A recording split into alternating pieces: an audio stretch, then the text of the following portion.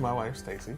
And this is Christian. We've been married for 3 years and we've been foster parents for almost 2. I'm a firm believer in the fact that you can't expect other people to do something that you're not willing to do. So I couldn't tell everybody else to take care of these kids if I wasn't willing to do it myself.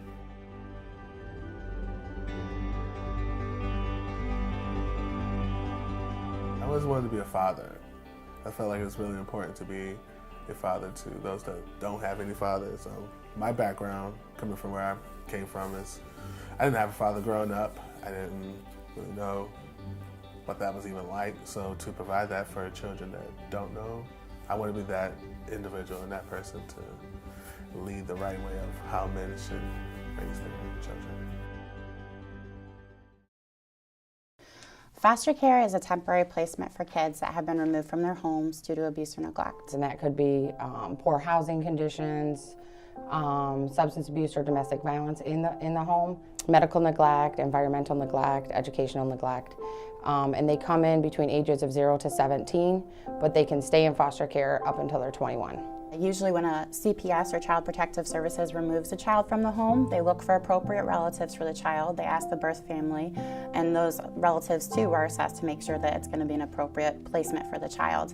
As an agency, we don't actually remove the children. In fact, we're actually trying to reunify children with their birth parents. Ultimately, the goal is we want to make sure that every kid has a safe family. In some cases, they are able to return home, but we want to make sure that parents are going to be able to provide that home for them.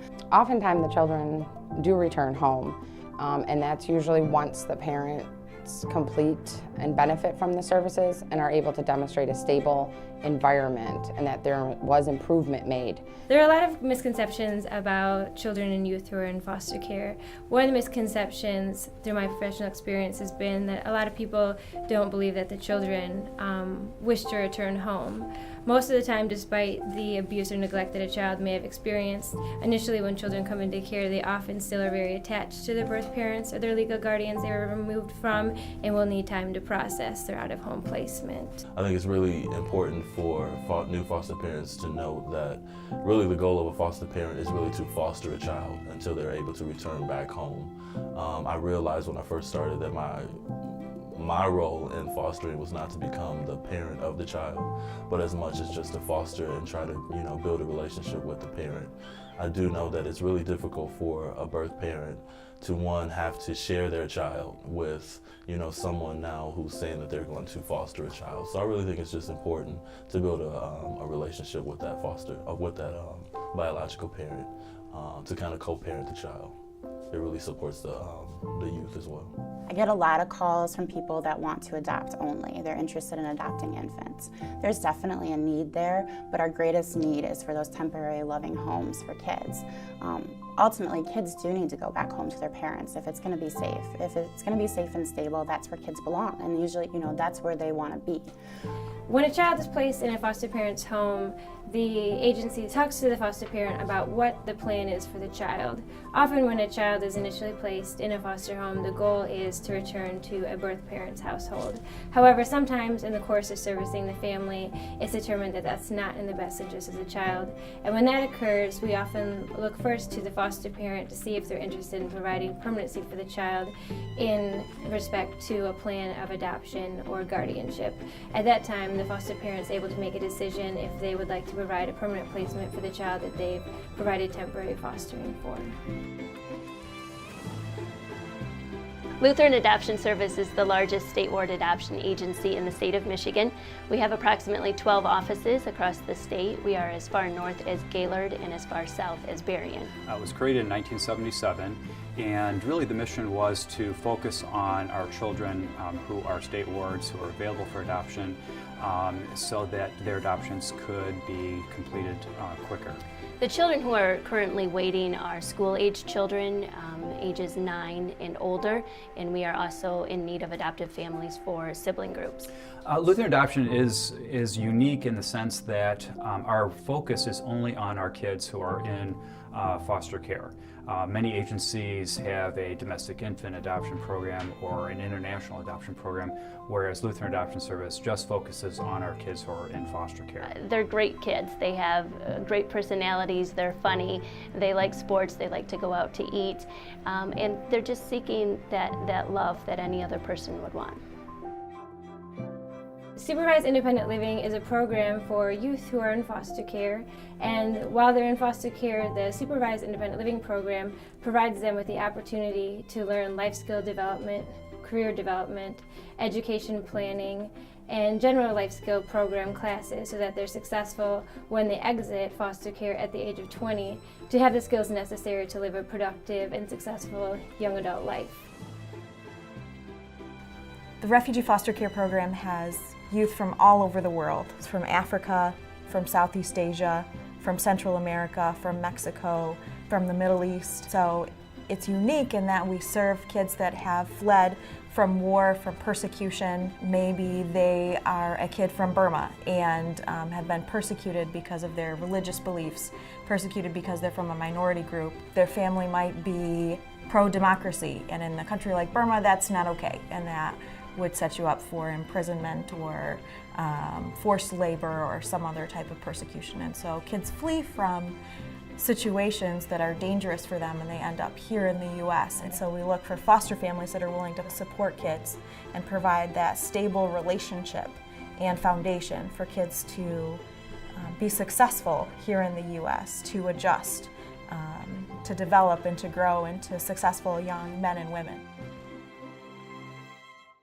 Once somebody makes that first call about inquiring about becoming a foster parent, then it's a licensing worker's job to follow up and try to schedule an orientation. The orientation is to get to know the family a little bit better and see, where their interests lie, take a look at the home, maybe talk about the home and how much space they have. From that point, after you've completed the orientation, the next step would be to get signed up for PRIDE training. All of our foster parents are required to complete 12 hours of PRIDE training, which covers several different topics, including discipline, loss, trauma, talking about permanency for kids. Concurrently, at the same time when you're completing that training, you're also going to be working one-on-one with a licensing worker, and she's going to be completing a home study for your home. The home study is more so an assessment of your home and also of your family. So there's definitely some key things we're looking at. First and foremost, all of our foster parents are fingerprinted. So we're looking at if there is any sort of criminal history. All of the household members will have to complete medical clearances, and that's just to make sure that they don't have any sort of medical condition that would, affect their ability to properly care for a child. And basically the medical clearances are just showing that you're physically able to care for a child in your home. So you can have a disability, it just has to be cleared by your doctor that you can meet the needs of that age-specific child. So they do the home assessment. You have to supply 40 square feet basically for each child. So each child has to have their own area with their bed and place to store their clothing and things like that. We want to look at safety for the child, so making sure that hazardous materials are locked away or stored up high out of the reach of a small child. That includes medications, any sort of cleaning supplies. We also have a firearm policy, so if you do have firearms, that's okay, but we will have to review that policy with you as far as what's going to be safe for the child, making sure that that child's safe while you have the firearms in your home. With the home study process, there's really nothing that the licensing worker isn't going to ask you. I tell people usually that it's a time to tell your life story. Some people love to share their stories. Other people, they like to be a little bit more private. When you're working in licensing, it's something where we want to know as much about you as possible because, we want to ensure that this child's going into a safe and loving and stable home. So when you're going through the licensing process, the licensing worker will talk with you about what the age range of children that you would be comfortable with, what needs you'd be comfortable with as far as the kids are concerned, gender, race, all those things are addressed, and ultimately the foster parent is who decides that. They get to say what they're most comfortable with, and then the licensing worker makes a recommendation based on those conversations that we've had throughout that licensing process.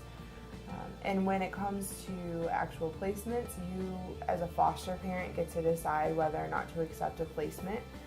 So if a licensing worker calls you and asks you about 3 kids and they all have high needs, you can say, you know, I don't really think that would fit with our family, and I don't think we could provide for the kids. And we actually encourage you to say no if you don't think that you can do it, because we'd rather the children have a good fit from the beginning versus having to be moved a couple months down the road because it's just too much. So some of the questions they're going to ask you about, they're going to ask about what it was like for you growing up. Do you have any history of out-of-home care? They're also going to ask about any history of domestic violence, any history of substance abuse use. The one thing too to make note of is that when they're doing licensing, they're going to want to talk to your children. So if you have children in the home, they're going to want to hear their perspectives about licensing, also what type of discipline is used in the home. It's really important that, you know, your children, if you do have children in your home, that they're engaged in that process as well, and making sure that it's something that, you know, that they feel confident about or they're excited about, because it's going to be a big change for them. You're adding a new family member to your home, and that's something that we want to make sure your children are going to be okay with. If you have adult children, that's something where we want to touch base with them, and that could look like filling out a form or possibly a phone interview and just touching base with them to talk to them about your parenting and about what it was like growing up in your home. We do not allow any sort of physical discipline to be used with children in the home. This actually applies as well to your birth children. Foster parents that I've worked with have spanked in the past, and that's not something that's going to be counted against them. It's just something where we need them to agree not to continue that. A lot of the kids that come into care have been physically abused, and witnessing a child being spanked can actually trigger some of those traumatic memories for them. We'd see a difference between discipline and punishment. Disciplining is teaching children. They're going to grow from their experiences and the mistakes that they've made. Punishment sends a message that they're just being punished for their behavior, but they're not actually learning from their misbehavior.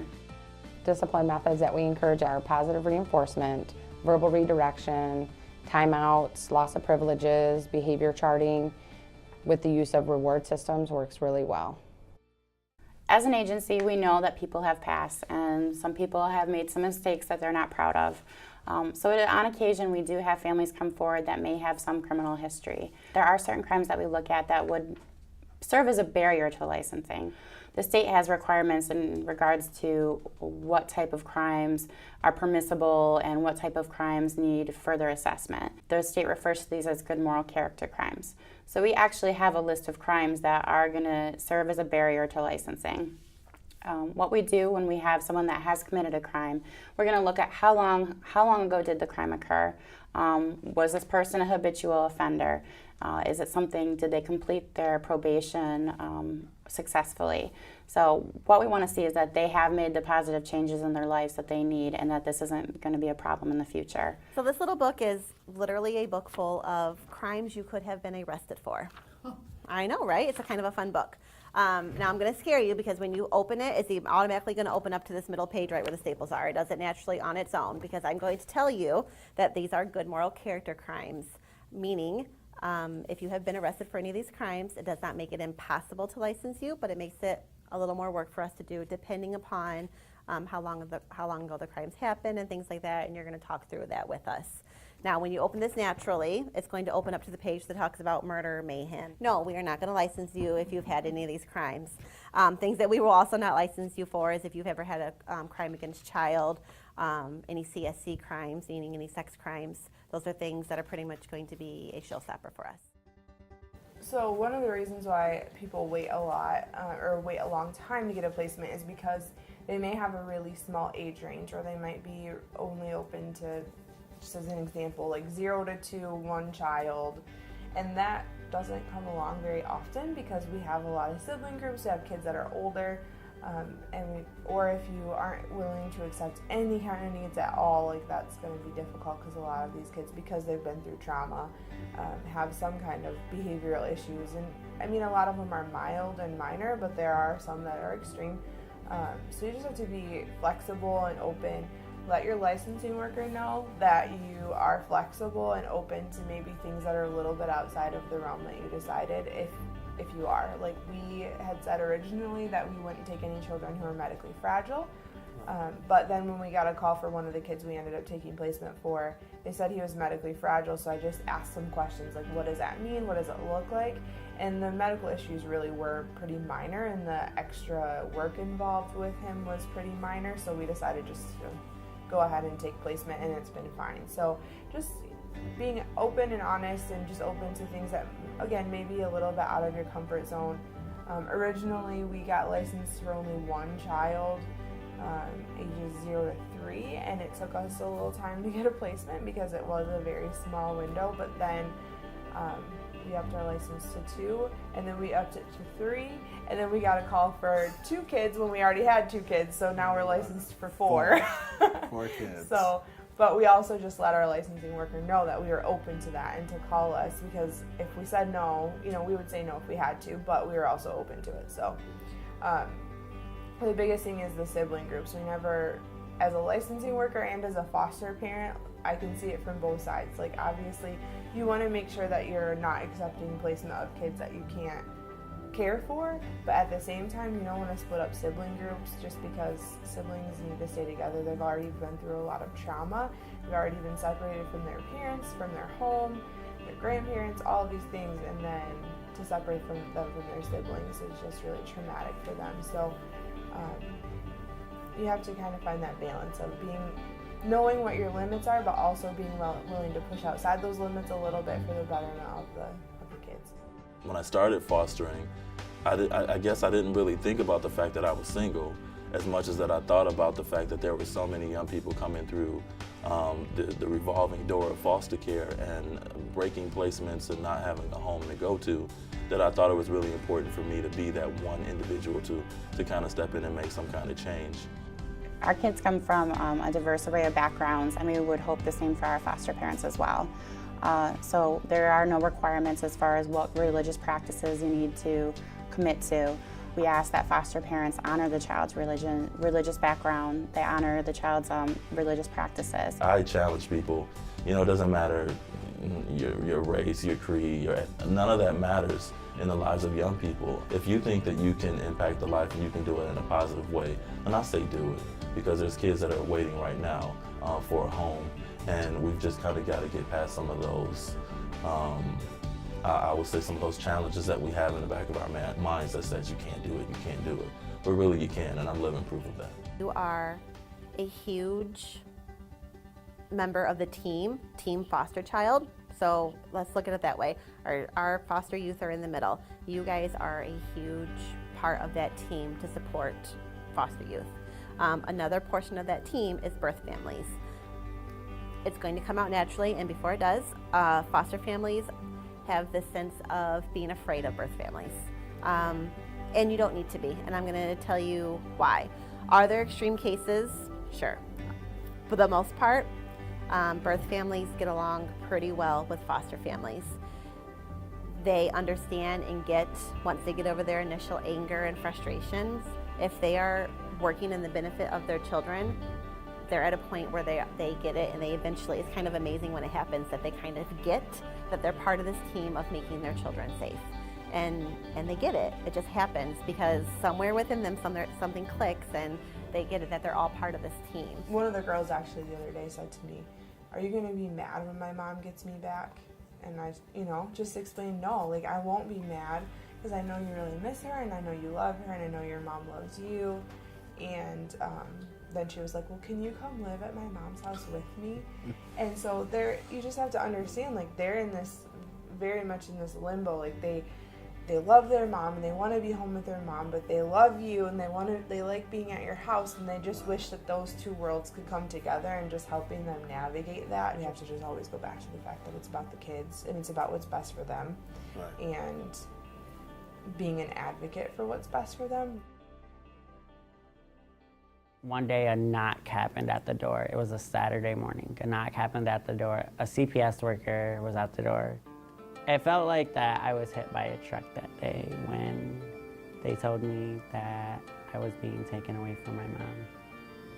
I was so confused. I'm like, what's going on?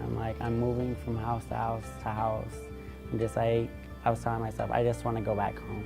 I just want to go back home. I went to foster home after foster home after foster home because I kept on running away. Because my goal was to get to my mom. That was my ultimate goal, was to get to my mom. Sometimes she wouldn't come to see me. Sometimes, you know, she would miss a visit, and I would be looking out the window looking like a lost puppy, as they would call it, you know, looking like I just lost my best friend. And it was always crazy because every time I missed a visit, it would always rain. So that would make it even more harder, because I would think that, you know, by the rain hitting the window, you know, it just put me in a depression mode. Like, I know that she's not gonna come. And it hurt every time she missed a visit. I was so angry at the world. I was so angry with my family. I was angry at the foster parents. I was angry at the caseworkers, you know, because I didn't know how to deal with my anger. Because I was so angry because I didn't know where my life would end up. I just wanted someone to, you know, tell me, you know, this is gonna be your home. You know, I think about myself and coming through foster care. As foster care youth, we've been through a traumatic situation. And being through that traumatic situation, there's gonna be some anger. There's gonna be some acting out. There's gonna be some things that happen, you know, if you could put yourself in our shoes and say, hey, if I'm snatched from my parents, even if it's for a good reason, I still as a child understand how that affects me and what kind of reaction I may have to it. We were the ones victimized, but then we're the ones getting labeled. You know, we're the ones getting labeled as bad or manipulative or, you know, or no sense of direction or violent or angry. And it's like, well, I try and tell foster parents, especially workers too, look at this child as a child who's been through a traumatic situation. Don't put a label on them.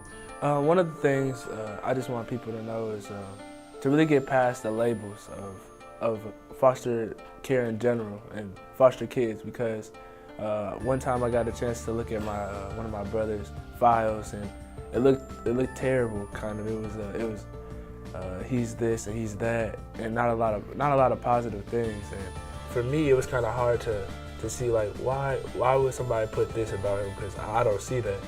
But you know, if you put all my problems and all the things that I deal with on a photo or a file, I'll look pretty bad too. It's just a confusing time. Your brain is really running at 100 miles per hour. Be understanding and compassionate to what they've been through, and then work from there. Work on helping them change that behavior and working through that anger that they feel. A lot of times we grow up and it's inconsistent. We don't have anybody to depend on, and having that person to depend on can go a long way in our lives. It's really important to really be honest, transparent, and limitless as it relates to the care and the love that you provide to young people that are in the foster care system. I think fostering can be an amazing experience if you're open to doing something different. I guarantee if you are patient, loving, and open, you'll see a different child than the one that first entered into your door or first walked into your office. When a potential foster parent calls me and they're trying to decide what agency to go with for licensing, I always tell them your decision, much of it should be based on what kind of supports that agency has to offer. Our foster parents do receive reimbursement to help with the board and care of the child. They'll also receive an initial clothing allowance and a semi-annual clothing allowance. Those are all concrete things that kids need when they're in care, but foster parents are going to need the additional emotional support. We connect foster parents with foster parent mentors. So even in the initial process prior to licensing, I think that's really important for you to connect with another foster parent, someone who's been through the process. Some of the challenges I've faced with being a single parent is just that, you know, not having a whole lot of natural supports. And so I've had to challenge myself to step out of that isolation and really challenge myself to kind of, you know, tell people, you know, I'm not Superman and I do need help. And, you know, asking for help is a challenge because, you know, you're a single dad. One, I'm a man. I can do all this stuff by myself. I don't need anybody's help. And then it registers to me, you know, we're talking about the lives of young people. So you've got to start, you know, venturing out. The child will be in therapy, likely depending on their age. There are also community trainings. I know most counties are pretty cohesive with sharing community trainings to help better meet the needs of the child. Each office is going to be a little different as far as what supports they have for the foster families.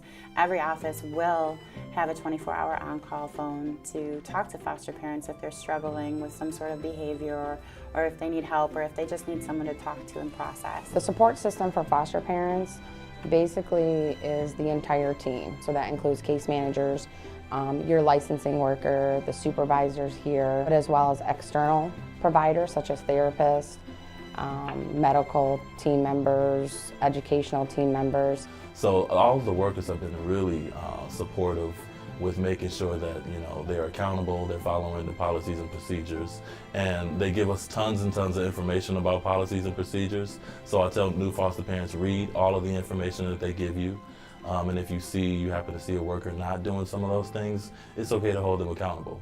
But from my experience, it's just really been amazing to have workers that actually care, that will, if there's an emergency that pops up, I can expect that I can contact that worker and they're going to come through and they're going to give me some information about ways in which I can kind of support the child. You're definitely not on your own once a child's placed in your home. It's something where your licensing worker, your caseworker, they're going to be checking in and seeing how things are going. We're also going to seek out additional community supports for you and for the child to make sure that placement is stable. It's all about making sure that it's going to be a good fit for your family and that we can continue to ensure that that child has a stable and safe home. We would have different types of meetings with different therapists and different people that can kind of help our family get along and really mold our family into a real actual family, and not a foster family but a family. And that's really what the therapy and the workers did for us. One of the important things that I think people need to understand as far as foster parenting is that you will get help, whether it's from the state, whether it's from the family, from the church family. There's help.